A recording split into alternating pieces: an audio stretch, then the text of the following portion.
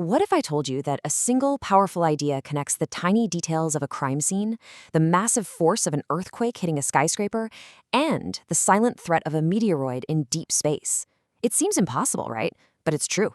It's a concept called the angle of impact, and once you get it, you'll start seeing the world in a whole new way. Okay, so let's start small. At a crime scene. Now, to you and I, these might just look like stains. But to a forensic analyst, oh, these simple shapes are telling a story. They're not just random splatters. Their shape is pure physics. So the real question is, how do we read that story? What is a single drop of blood actually trying to tell us about what happened? To figure that out, we're going to start our investigation right here with forensics. This is a world where a little bit of geometry can speak way, way louder than words. You know, the basic principle is actually beautifully simple. Think about it. If a drop of blood falls straight down, hitting a surface at a perfect 90-degree angle, it makes a nice, round circle. But the moment that angle gets smaller, the stain starts to stretch out. It becomes an ellipse. And the shape itself? That's where the secret is hiding. So how do we turn that shape into a hard number? Well, this is the leap we have to make. We go from the physical evidence you see on the left to the world of pure math on the right. See, hidden inside those ovals is a geometric relationship that lets us calculate the exact angle of impact. All right, let's get into the nitty-gritty of how this actually works.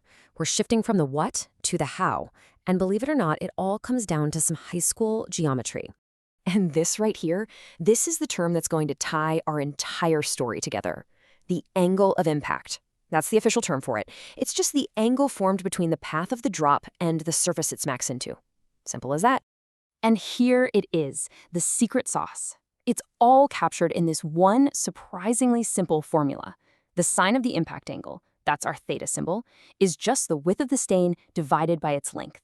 That's it. That one little ratio unlocks the whole story.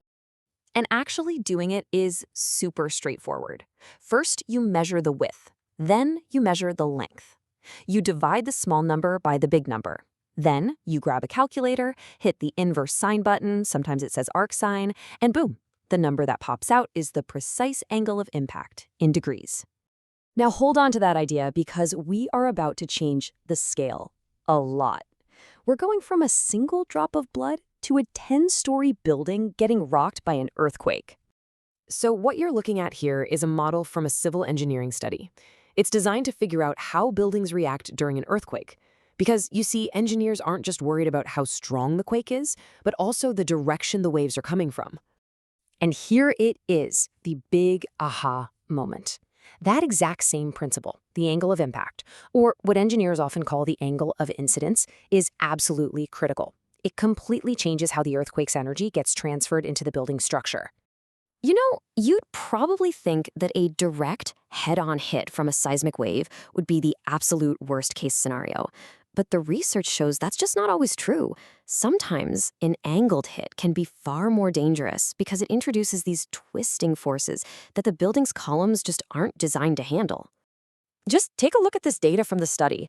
This chart is showing how much the building sways, that's displacement, at different angles. And what you see is that the relationship isn't simple at all. It's not like more angle equals more sway. It's way more complex. And engineers have to account for every little difference. In this particular study, one angle really jumped out, 70 degrees. For this building, that was the angle that put the absolute maximum stress on its columns. It was the danger zone, the critical angle.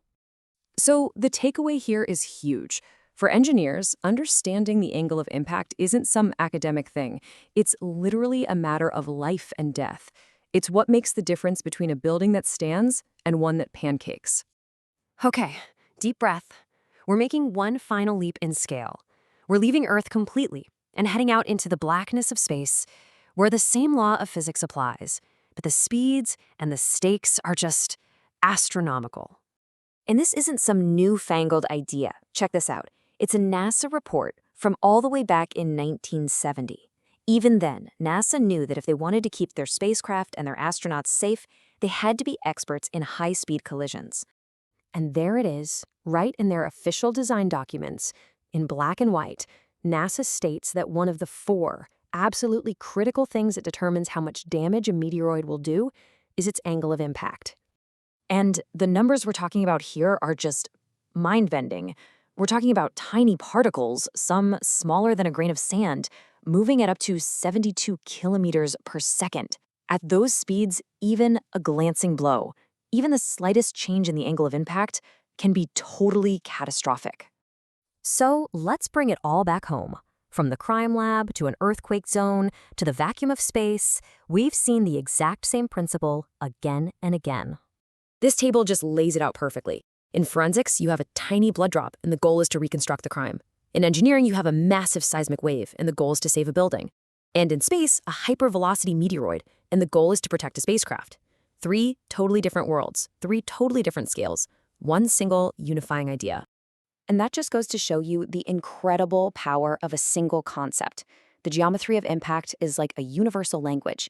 It tells a critical story written in angles, whether that story is playing out on a floor tile, across a city block, or on the hull of a space station.